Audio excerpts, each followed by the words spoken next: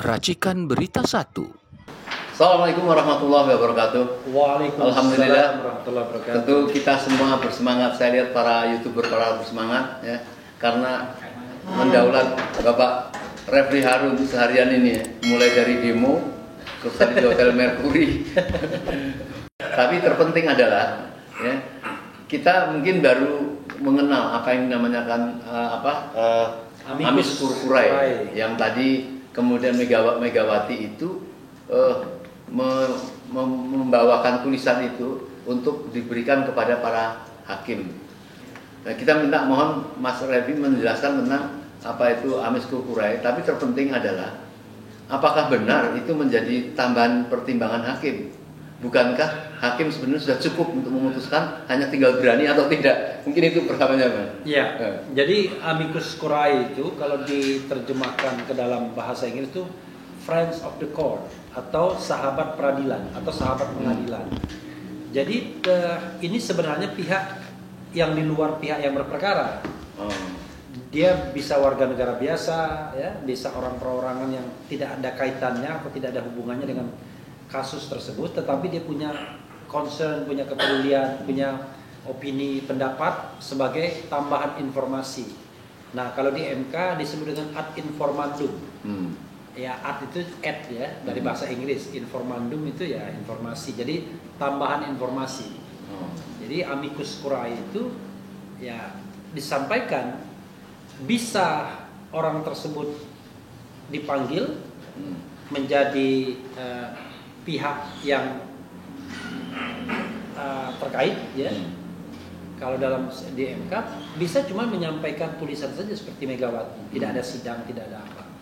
Karena biasanya kalau dia Amicus Curiae sekedar menyampaikan masukan, ya cukup tertulis. Yang penting diajukan kepada pengadilan. Nah, tadi ya Megawati melakukan itu. Kalau ditanya efektif atau tidaknya, ya memang sangat bergantung dan sangat tergantung kan. Kita tahu kasus itu kan tidak sama gradasinya. Misalnya kalau kita kaitkan dengan Pilpres ya.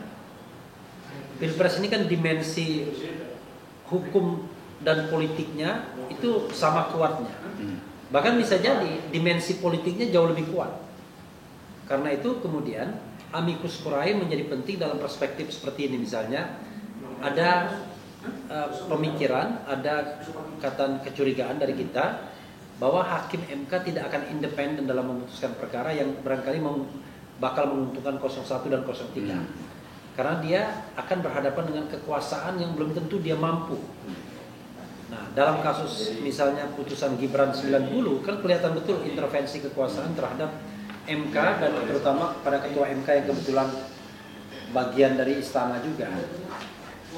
Amicus Curiae atau Friends of the Court ini itu paling tidak menjadi penguat, baik penguat dalil ya, maupun penguat secara sosial politik. Misalnya yang mengajukan Amicus Curiae ke Megawati, dalilnya kita bisa pakai sebagai bahan referensi walaupun tidak mengikat. Kemudian siapa Megawati menjadi penting karena itu memberikan semacam penguatan kepada MK agar MK tidak khawatir seandainya dia mengabulkan permohonan 01 dan 03, dia akan tahu bahwa dukungan terhadap putusan tersebut itu juga besar dari masyarakat. Yang menarik bagi masyarakat adalah tentang kebulatan Megawati ini untuk menggugat gitu. Atau sekarang memasukkan Amicus Curiae. Artinya ini berarti mestinya serius ya, artinya gugatannya itu sama dengan 01 enggak diskualifikasi 02. Jadi gini, kalau kita lihat apa yang disampaikan Mega, itu lihatlah tulisan dia di Kompas ya. Kompas ya, Indonesia. Kompas. Iya, Kompas. Nah, tulisan itu tentang bagaimana dia menggugat kenegarawan hakim konstitusi. Iya. Jadi mungkin pada waktu itu orang mengatakan, wah jangan hanya nulis saja. Kalau nulis itu tidak menjadi referensi. Ya itu dijadikan Amicus Curiae, ya kan, Friend of the Court.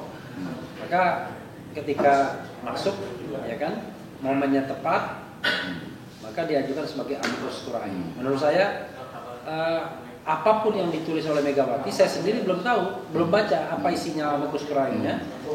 apapun yang dituliskan Megawati menjadi tetap penting karena tokoh yang mengajukan. Betul. Nah, saya berharap JK misalnya mengajukan amicus curiae juga. Surya Paloh kalau dia masih komit bahwa dia mendukung 01 misalnya, mengajukan amicus curiae juga. Jadi tokoh-tokoh ini menunjukkan gesture kepemimpinannya, dukungannya kepada 01 atau 03 agar orang tidak berpikir bahwa mereka ditinggalkan.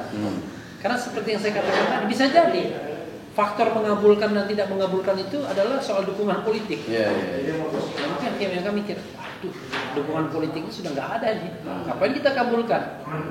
Dengan ini paling tidak bagi 03 bahwa Mega tetap komit terhadap permohonan 03. Itu penting bagi kita walaupun pihak lawan mengatakan tidak sah, tidak boleh dong, karena Mega kan pihak, masa dia mengajukan amicus curiae? Bagi saya dan bagi hakim MK mungkin nggak penting juga, karena ini kan sesuatu yang tidak mengket tapi sekedar bahan referensi, bahan perenungan. Toh tidak akan disebutkan juga dalam pertimbangan hukum amicus curiae, tapi penting untuk gesture politik, dukungan politik. Nah, yang menjadi perlu disampaikan, artinya selama ini kan banyak orang katakanlah kalau boleh dikatakan suzon kepada PDI atau pada Megawati dalam masalah angket, kayaknya nggak serius. Dalam mengatakan Jokowi misalnya dia tidak menarik menteri-menterinya. Tahu-tahu ini kan ada kejutan tulisan Kompas dan amicus curiae ini. Artinya kan kita sudah seudon, ternyata Megawati masih sangat serius untuk memperkuat para tim lawyersnya untuk menggugat di MK, tentunya agar dikabulkan gugatannya kan, tentu inti dari amicus curiae itu. Mungkin perlu ditegakkan lagi lah biar nggak ada suasangka. Ya, begini. Ini saya tidak bisa menjawabnya secara faktual, tapi pasti dianalisis ya. Analisis saya, kalau hak angket, ya kan, hak angket itu tidak semata-mata bergantung pada Megawati, tapi bergantung pada pula Puan Maharani, ya kan. Jadi tidak hanya Megawati, tapi juga Puan. Saya kira Puan to some extent dia juga punya sikap sendiri yang berbeda barangkali. Ya mungkin dia mengkhawatirkan katakanlah kasus korupsi yang kemarin, BTS dan lain sebagainya. Sementara Megawati, ya mungkin saja dia tidak punya kasus yang menonjol yang dilaporkan hari ini. Karena itu untuk angket, ya dia harus berbagi power sama Puan. Tapi untuk amicus curiae, ya dia bisa mengajukan secara pribadi tanpa harus membawa institusi PDI Perjuangan misalnya. Jadi menurut saya sebenarnya Megawati menginginkan gini, ini analisis, nggak mungkin lah Megawati nggak dendam sama Jokowi. Nggak mungkin lah dia happy dengan kemenangan 02. Ya kan, kemenangan 02 bagi Megawati menurut analisis saya ya, sekali lagi seperti mencoreng kotoran ke muka dia. Ya kan? Jadi Jokowi itu sama anak, ini mohon maaf, dengan anak saya aja kalah. Ya kan? Mau melawan saya kan, kira-kira begitu. Karena itu menurut saya Megawati serius menulis di Kompas dan kemudian melakukan amicus curiae di mana itu tidak perlu rapat DPP, tidak perlu minta persetujuan Puan Maharani, dan betul-betul ya bisa dilakukan secara independen. Dan nggak mungkin juga misalnya gara-gara bisa diartikan itu sebagai satu serangan terhadap Megawati terhadap kubu 02 atau Jokowi. Saya kira bukan serangan, dia ingin memperkuat hakim agar hakim itu nggak takut. Hakim itu berani. Jadi hakim itu memutuskan sesuai dengan apa yang kita bayangkan dengan sebagai demokrasi atau masa depan demokrasi atau pemilu yang jurdil dan lain sebagainya. Nah, kebetulan 01 dan 03 ini kan berada di perahu yang sama. Kayak pengalaman saya pribadi misalnya. Itu kalau tidak ada MK ini, barangkali ya 01 dan 03 ya tetap beda-beda jalannya. Tapi karena ketika di MK kepentingan yang sama, ya kita semuanya bisa klop ya. Saya dengan lawyer bisa berkomunikasi dengan orang-orang di berbagai arena di televisi misalnya. Dengan 03 kita tidak menjadi pihak yang berhadapan-hadapan, tapi pihak yang bekerja sama. Saya juga bisa orasi di depan massa 03 gitu. Nah, ini menurut saya positif kalau kita ingin membangun hal yang positif, tapi negatif kalau kita mau membangun hal yang negatif. Nah, for the time being saya menganggap ya ini kan kita membangun hal yang positif. Bagaimana membangun demokrasi dengan pemilu yang jujur dan adil ya, pemilu yang bebas jujur dan adil. Sebenarnya yang ingin kita ungkapkan rasa gembira ya apa yang disampaikan Pak Refli ini. Terus terang masyarakat ini kan cemas nih terhadap kecurangan pemilu ini, tapi Pak Refli kayak bersemangat itu. Orang-orang nampaknya walaupun dia tahu ada kekhawatiran tinggi, nah tetapi dengan tambahan apa yang disampaikan Megawati tadi,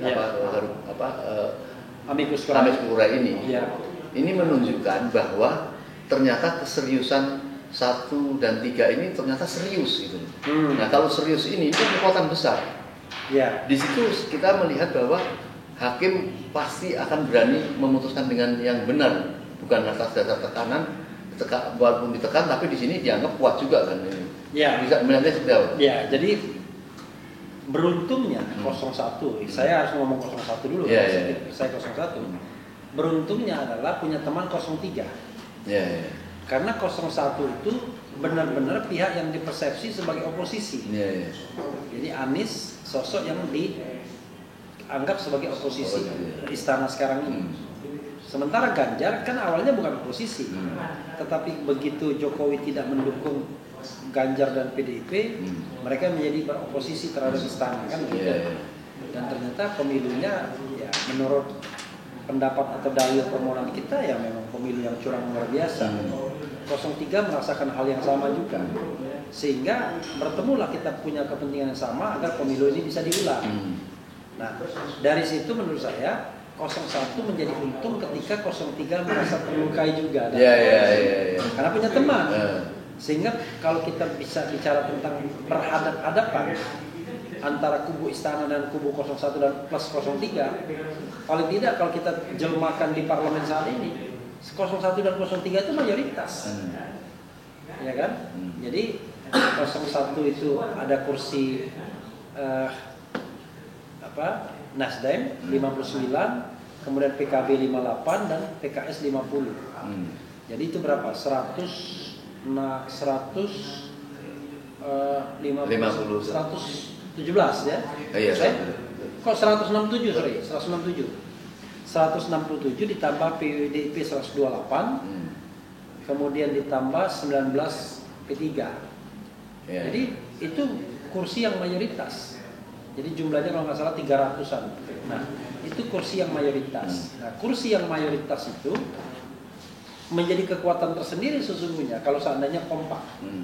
Kalau mereka misalnya terancam bersama-sama, mungkin mereka akan kompak. Sebagai contoh begini, dulu ada isu untuk mengubah undang-undang MD3 agar yang menjadi ketua DPR itu bukan partai dengan suara terbanyak lagi, tapi dipilih. Dan itu pernah terjadi kan sebelum Puan Maharani, walaupun PDIP nomor 1, tapi ketua DPR-nya waktu itu siapa? Setia Novanto kan? Ya kan? Setia Novanto digantikan Ade Komarudin, Setia Novanto lagi, kemudian akhirnya terakhir siapa? Ketua DPR-nya terakhir si Bambang Susatyo. Nah, padahal mereka bukan partai pemenang kan? Partai pemenangnya PDIP. Tapi undang-undang MD3 itu diubah di saat terakhir ketika mereka menjadi mayoritas, tapi mayoritas yang kalah. 2014 itu. Nah sekarang sebenarnya PDIP sekarang terbalik. Mereka justru lebih kuat lagi kalau seandainya mereka mau mengubah. Sorry. Dalam konteks ini perubahan tidak mungkin dilakukan kalau seandainya 03 dan 01 kompak, karena mereka yang mayoritas. Kalau dulu mereka minoritas. Tapi kan endorsement 01 kan bisa mainkan itu kalau mau sebenarnya kan, untuk memperlihatkan barternya misalnya di hak angket misalnya. Kalau misalnya hak angket tidak dikasihkan, kami akan mendukung misalnya revisi undang-undang MD3. Tapi sepertinya tidak ada suara ke sana kan. Jadi sekali lagi 01 itu sangat beruntung, dan mudah-mudahan perjuangan ini kemudian memberikan keyakinan pada hakim MK bahwa kalau kami memutuskan untuk memenangkan gugatan 01 dan 03, maka everything will be okay, nggak akan ada masalah. Itu yang artinya yang menggembirakan rakyat lah kalau saya katakan. Iya.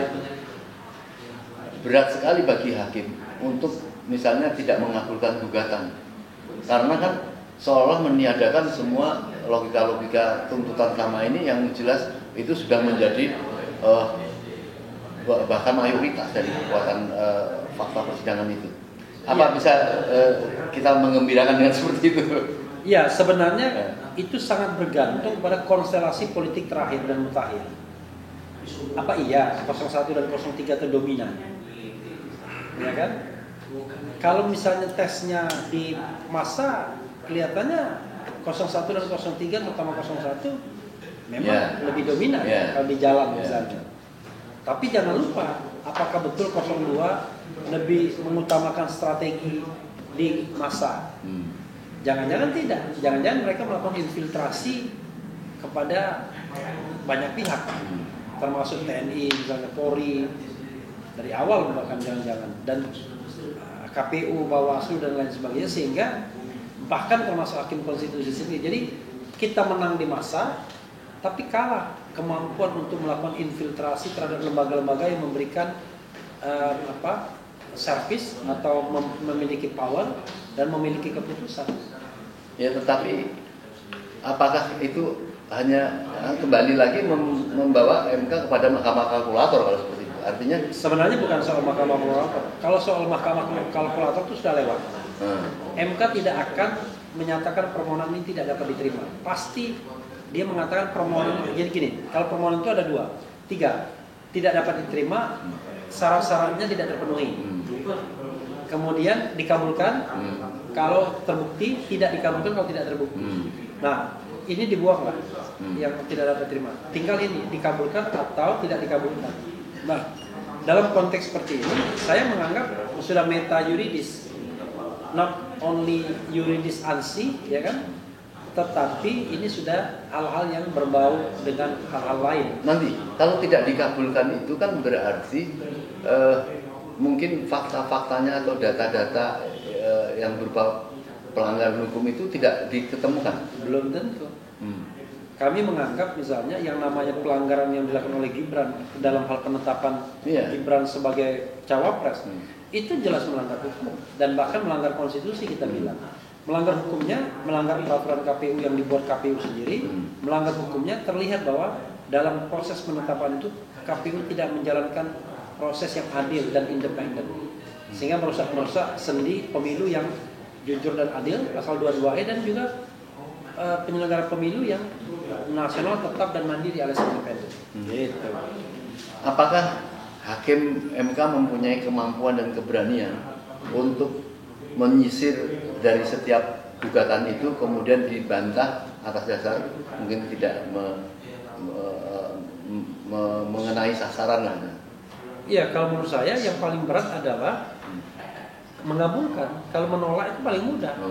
Kalau menolak kan status quo kan, tidak ada perubahan. Tapi kalau mengabulkan ada perubahan yang dahsyat kan. Misalnya, kalau misalnya yang dikabulkan itu adalah diskualifikasi Prabowo Gibran, saya membayangkan bagaimana nanti pendukung Prabowo Gibran dan Prabowo serta Gibran sendiri pasti shock dia kan. Atau yang diskualifikasi misalnya Gibran saja karena terbukti tidak sesuai dengan prosedur penetapannya, shock juga.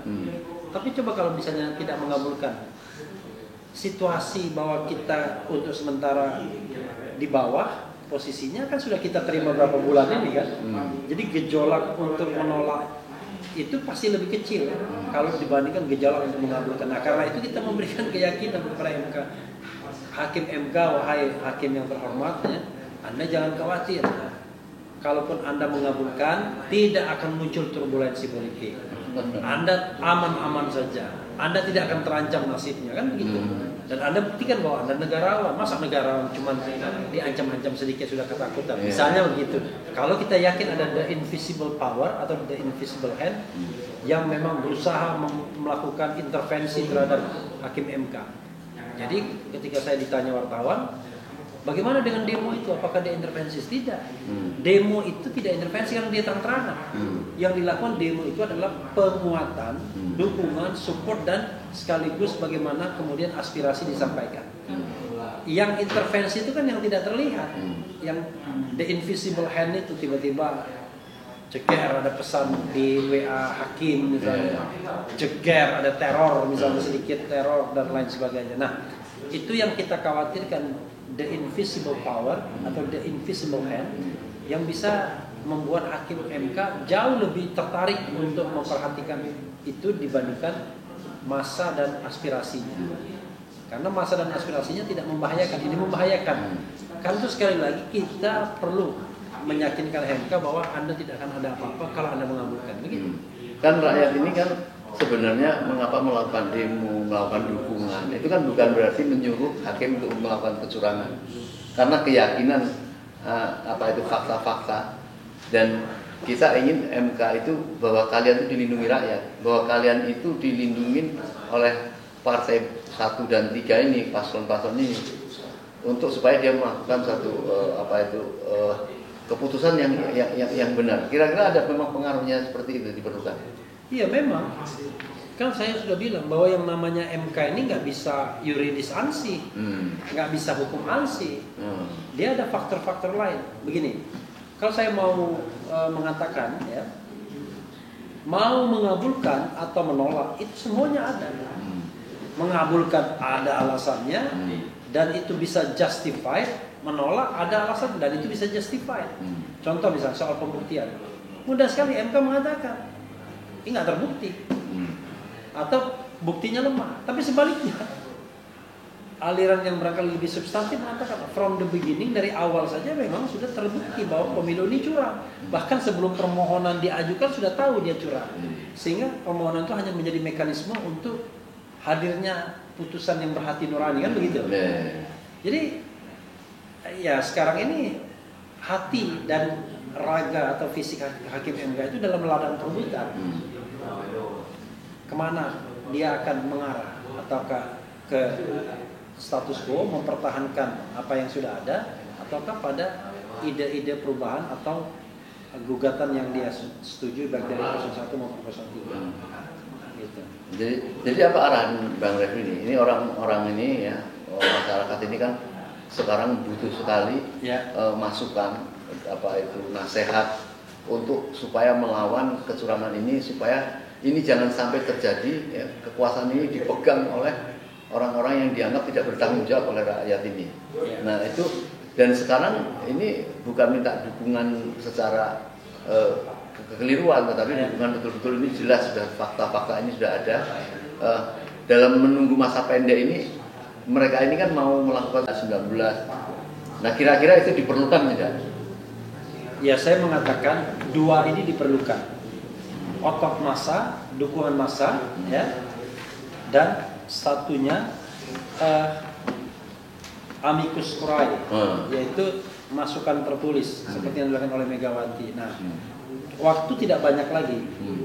Kalau hari ini misalnya hari Selasa, pada saat ini dibuat, ya, maka kita punya waktu hanya relatif Rabu Kamis saja. Karena Jumat itu bayangan saya sudah deal, sudah done, sudah selesai. Jumat sore mungkin hakim MK pulang ke daerahnya masing-masing, atau kalau dia butuhkan dia lembur sampai Sabtu atau Minggu untuk memutuskan. Tapi pastilah dia batasi aspirasi itu hanya sampai misalnya Kamis sore saja. Selebihnya mungkin udah nggak dibaca lagi atau sudah tidak ditengok lagi. Nah, kalau mau menyampaikan amicus curiae, menurut saya waktunya Rabu dan Kamis sore, ya, saat jam kantor. Tapi kalau mau melakukan unjuk rasa, ya kalau saya mengatakan lebih cepat lebih baik. Jadi tanggal 19 itu jangan-jangan sudah selesai. Ya, apalagi tanggal 22 lebih selesai lagi. Apa yang paling menyentuh dalam amicus curiae itu supaya betul-betul menjadi perhatian dari para hakim, menarik sekali itu ya, apa itu menengok tentang itu? Ya, kan kalau kita bicara dalil yang paling nyata itu kan kecurangan. Karena itu di dalam amicus curiae itu ya tunjukkan saja kecurangan apa yang ditemukan. Pokoknya sebanyak mungkin kecurangan, dan itulah yang kemudian dinarasikan di amicus curiae, lalu isinya adalah mendukung permohonan misalnya 01 atau 03 atau dua-duanya. Gitu. Jadi kalau bagus itu bisa menjadi alibi para hakim ya? Bukan alibi, referensi para hakim. Karena saya yakin tidak semua hakim paham atau tahu terhadap fenomena yang berkembang di masyarakat. Dan dia bisa didistrak oleh ahli atau saksi pemohon, termasuk menteri. Ketika 4 menteri kemarin datang, wah, 02 hobi senang sekali. Dianggap kita blunder dan lain sebagainya. Tapi setelah waktu berlalu, kita baru sadar, ini menteri ini banyak bohongnya. Tapi pada waktu dia tampil, sepertinya nggak ada bohongnya, karena tadi nggak ada tanya jawab dan dia tidak menjawab apa yang ditanyakan oleh hakim misalnya. Jadi hakim kira-kira ngerti ya, walaupun tidak menanyakan secara detail kepada menteri itu misalnya. Ya. Dia di situ ada kebohongan atau tidak, itu bisa tahu kira-kira. Saya khawatir, jangan-jangan mereka tidak fokus. Karena begitu banyaknya informasi yang masuk ke mereka, dan tergantung informasi terakhir yang masuk. Nah, informasi terakhir yang masuk itu kan misalnya dari kubu 02 yang mengatakan bahwa bansos tidak ada pengaruhnya, kemudian Sirekap itu hanya alat bantu dan lain sebagainya, sehingga mereka tidak melihat Sirekap dan bansos itu sebagai sebuah kecurangan. Padahal kita tahu bahwa bansos itu ada bansos yang menjadi bagian dari skema 496,8 triliun tercantum dalam APBN. Tapi kan ada bansos tambahan yang didapatkan dari automatic adjustment sehingga terkumpul uang 50 triliun lebih. Nah, itulah yang sesungguhnya punya potensi untuk melanggar hukum atau melanggar undang-undang bahkan konstitusi. Karena automatic adjustment dengan cara memotong 5% anggaran kementerian dan lembaga ini dilakukan di awal APBN. Padahal teorinya harusnya dilakukan di akhir APBN ketika target penerimaan negara tidak tercapai. Kalau target penerimaan negara tidak tercapai, maka beberapa treatment bisa dilakukan. Salah satunya adalah memotong anggaran kementerian lembaga. Salah duanya utang lagi, ya kan? Salah tiganya memotong program. Programnya yang dipotong, bukan uangnya yang dipotong. Ini jadi ada yang memotong uang, ada yang memotong program, atau tambah utang baru. Nah, bagaimana kita tahu bahwa realisasi tidak tercapai kalau itu dilakukan di awal tahun ya, alias 2024? Nggak masuk akal. Nah, yang begini-begini, ketika menteri itu tampil kelihatannya meyakinkan semua. Belakangan kita lihat, waduh, ternyata banyak bolong-bolongnya. Termasuk misalnya Sri Mulyani mengatakan umum automatic adjustment itu, ternyata tidak. Atau dia misalnya mengatakan bahwa yang namanya bansos El Nino itu memang untuk mengantisipasi karena kita pengen everything is okay. Padahal jelas-jelas yang namanya El Nino itu sudah berakhir September puncaknya, dan Desember itu nggak dilanjutkan lagi karena dianggap sudah akan meredah Desember. Tapi tiba-tiba Desember itu dilanjutkan sampai 6 bulan ke depan bansos El Nino itu. Padahal 6 bulan ke depan itu sampai Juni. Nah, kita tahu Juni itu ada apa? Ada putaran kedua. Tidak itu saja, ditambah juga dengan uang BLT El Nino yang 200.000 per bulan dibayarkan 3 bulan, tapi pada bulan Februari di awal sebelum pemilu. Nah, ini hal-hal yang kurang disentuh oleh menteri karena mereka tidak mau memainkan wilayah yang lemah ini. Tapi kalau orang nggak paham, orang bisa terhipnotis. Wah, ini nggak ada buktinya kalau bansos itu dipakai untuk ini. Itu nggak bisa dibuktikan. Tapi walaupun Dirti Vote itu bisa mampu melihat kecurangan-kecurangan, menghubungkan kecurangan dan menyimpulkan. Ya, tapi tetap saja kan itu analisis. Nah, menurut saya memang pembuktian di MK ini tidak bisa. Pembuktian yang sifatnya apa istilahnya? Yang sifatnya seperti beyond reasonable doubt, seperti di pengadilan pidana atau perdata, di mana satu masalah itu dibuat jelas-jelasnya dengan menggunakan prinsip 5W1H, siapa, oleh siapa, bagaimana, di mana, mengapa dan lain sebagainya. sehingga jelas duduk persoalannya. Tapi kalau di pilpres ya nggak bisa begitu, di pemilu nggak bisa begitu. Kasusnya dari Sabang sampai Merauke, nggak mungkin kita lihat satu-satu secara penggelembungan suara di mana tempatnya, mengapa terjadi, siapa yang melakukan, kan nggak mungkin. Sehingga menurut saya dalam hal yang pelanggaran yang sifatnya terstruktur, sistematis dan masif, ya yang dibutuhkan hanya keyakinan hakim. Hakim yakin bahwa ini curang, ini terstruktur. Tapi kalau pelanggarannya terukur seperti penetapan Gibran yang di luar mekanisme, nah itu bisa dieksekusi karena terukur. Tapi ini bukan terukur, ini terstruktur.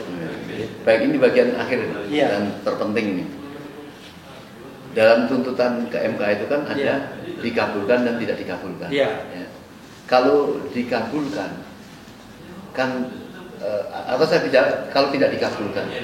Kalau tidak dikabulkan, kalau dalam persidangan biasanya bisa banding. Nah, kalau tidak dikabulkan kan tentunya para hakim itu akan memaparkan tentang logika-logika tuntutan bahwa itu salah dan sebagainya. Itu bisa ada banding atau tidak? Atau harus menerima saja? Ya, di MK itu kan first, final, and binding. Bukan banding, binding. Jadi pertama, terakhir, dan putusannya mengikat. Jadi nggak ada mekanisme banding lagi.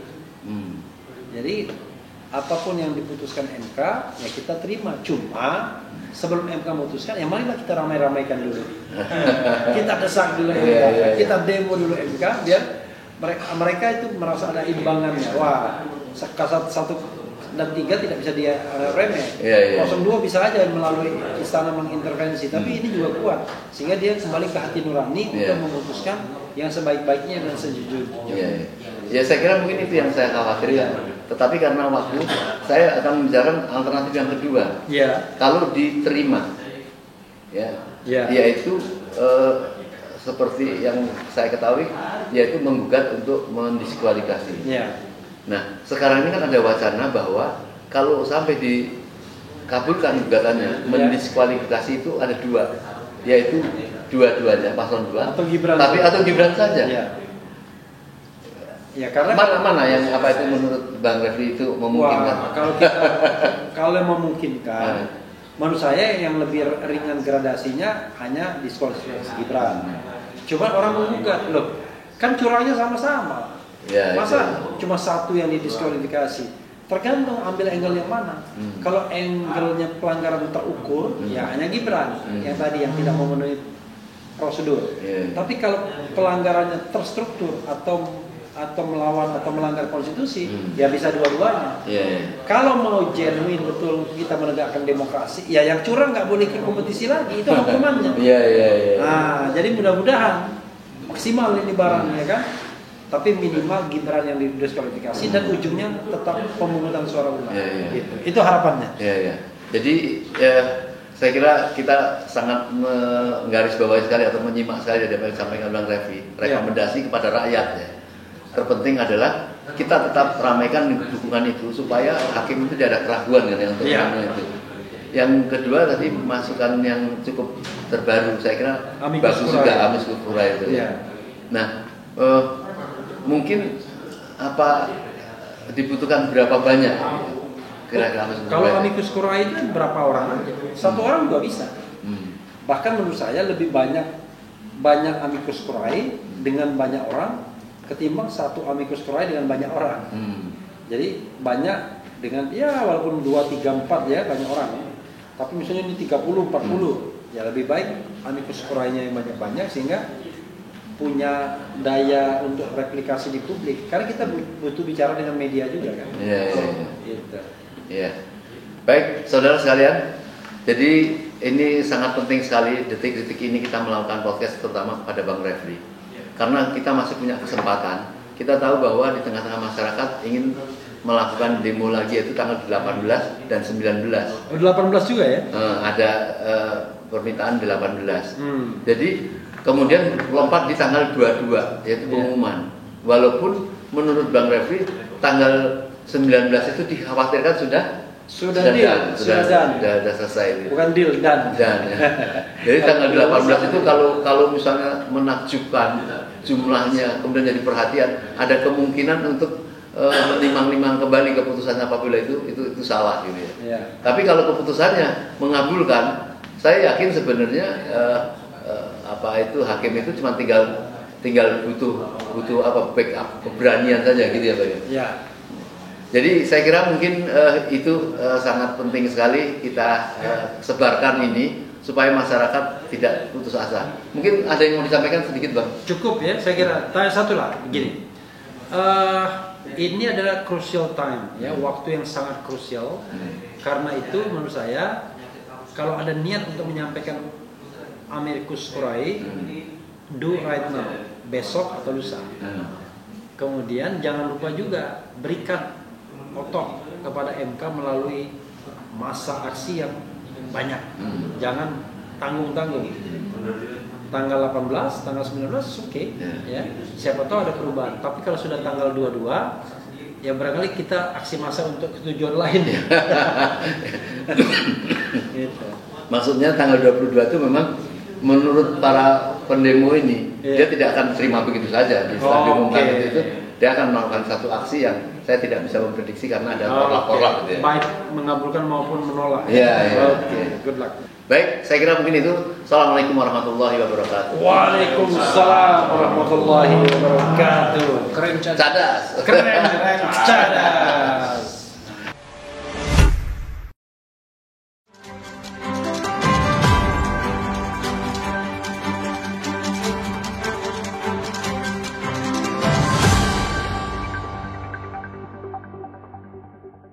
Racikan Berita 1.